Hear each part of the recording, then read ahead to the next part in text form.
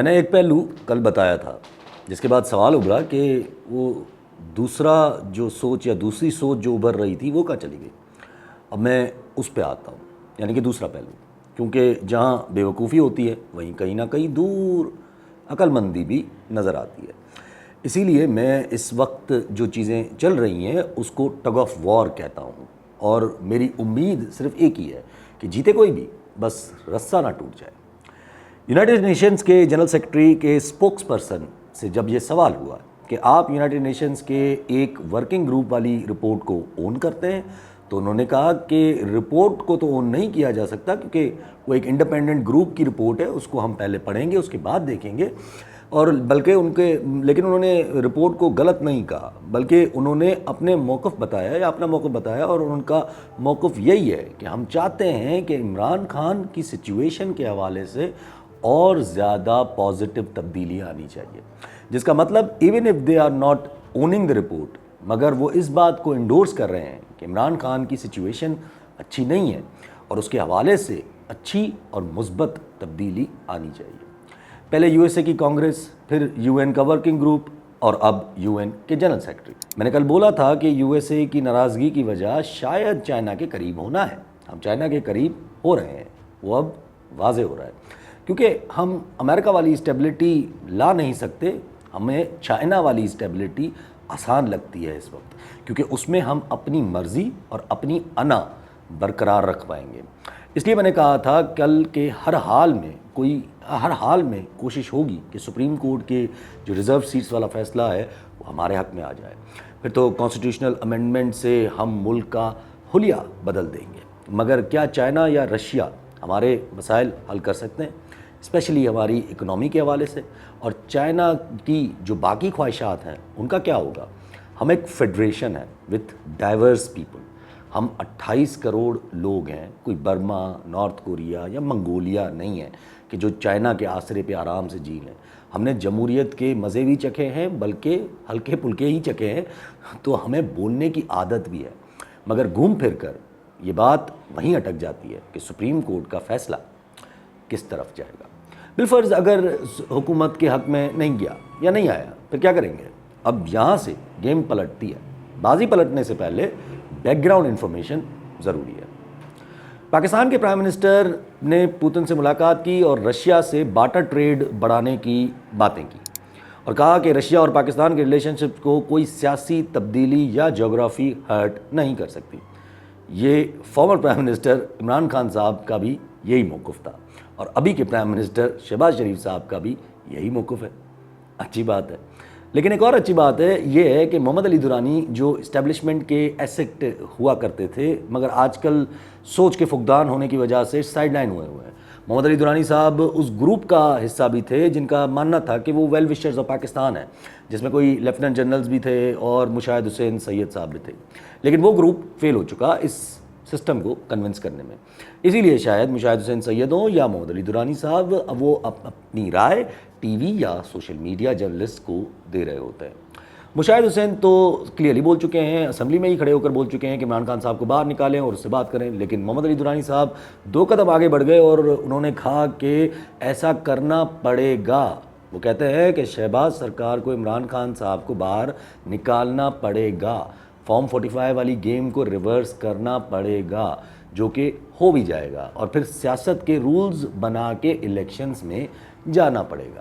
آپ سن لیں کہ یہ ان کو مذاکرات کے لیے جیل سے چھوڑیں گے بھی اور بلائیں گے، اور پوری کی پارلیمنٹ میں بیٹھ کے اگلے الیکشن کے لیے ایمیکیبل حالات اور قانون سازی کریں. دیکھیں جی، انہیں فوری طور پہ چاہیے کہ وہ مذاکرات کریں اور حکومت کو کہیں کہ 45 47 کے ایشوز کو ریزالو کریں. وہ ہو بھی جائیں گے. چھٹی ہو جائے گی. یار گورنمنٹ کتنی دفعہ چھٹی ہو چکی ہے، کتنی دفعہ واپس آ چکی. کرسی نہیں چھوڑیں گے تو پھر مطلب کرسی اٹھا کے باہر کوئی رکھ دے گا تو اچھا لگے گا. فواد چودھری صاحب بھڑکے ہوئے ہیں پی ٹی آئی کے ورکرز پہ، اور بار بار کہہ رہے ہیں کہ طریقہ تبدیل ہونا چاہیے عمران خان کو اگر باہر نکالنا ہے تو جیل سے، اور لازم ہے کہ وہ طریقہ ظاہر سی بات ہے صرف فواد چودھری صاحب کو ہی آتا ہے اور کسی کو نہیں آتا. اور انٹرسٹنگ ٹو نوٹ از کہ خان صاحب نے بھی گنجائش پیدا کر لی ہے. جنگ کی خبر کے مطابق خان صاحب نے رپورٹر سے بات کرتے ہوئے کہا کہ میرے پاس 2 لسٹ ہیں، ایک وہ جنہوں نے پریشر برداشت نہ کرتے ہوئے پارٹی چھوڑی، اور ایک وہ جن کو ان کے کرتوتوں کی فائلیں دکھا کے پارٹی چھڑوائی گئی۔ اور فواد چودھری صاحب، علی زیدی صاحب، عمران اسماعیل صاحب تو کلیئر بول چکے ہیں کہ انہوں نے دباؤ میں آ کے پارٹی چھوڑی ہے۔ اور ایک اور چیز انڈیکیشن ہے کہ خان صاحب نے فواد چودھری کے حوالے سے ابھی تک کچھ بولا نہیں ہے، حالانکہ پی ٹی آئی کے لیڈرز بالخصوص رؤوف حسن صاحب جیسے لوگ لگے ہوئے ہیں کہ یہ بات پروف کرنے میں کہ فواد چودھری صاحب پی ٹی آئی کا حصہ نہیں ہے۔ He's not part of the PTI. آج خان صاحب نے کہا ہے کہ ان کے بارے میں کوئی بات ہی نہیں ہوگی۔ اب آتے ہیں بازی پلٹنے پہ۔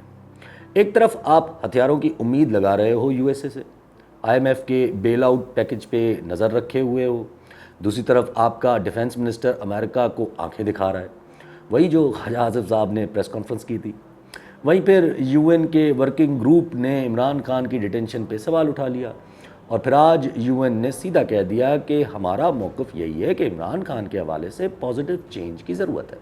الٹا آپ کانگریس، امریکن کانگریس کے خلاف قرارداد پاس کر رہے ہو، یو این کو کہہ رہے ہو کہ یہ ہمارا اندرونی معاملہ ہے، حالانکہ یہ ابھی تک ہماری سرکار نے بولا ہے، ہماری فارن آفس کی طرف سے کوئی رسپانس نہیں آیا ہے۔ آئے گا بھی کیسے؟ بیکاز دے نو اگر یو این کچھ کہہ رہا ہے تو اس کو آپ آنکھیں نہیں دکھا سکتے۔ اور سونے پہ سہاگا، ویسٹ کو اور بھڑکانے کے لیے شہباز شریف صاحب پوٹن سے ملاقاتیں کر رہے ہیں، رشین پریزیڈنٹ سے ملاقاتیں کر رہے ہیں اور ٹریڈ کی باتیں کر رہے ہیں۔ میں نے اس دن بولا تھا کہ سیاسی شہید ہونے کی کوشش ہے کیا یہ، لیکن اب مجھے لگ رہا ہے کہ سیاسی شہید ہونے کی نہیں بلکہ سیاسی شہید کرنے کی کوشش ہے۔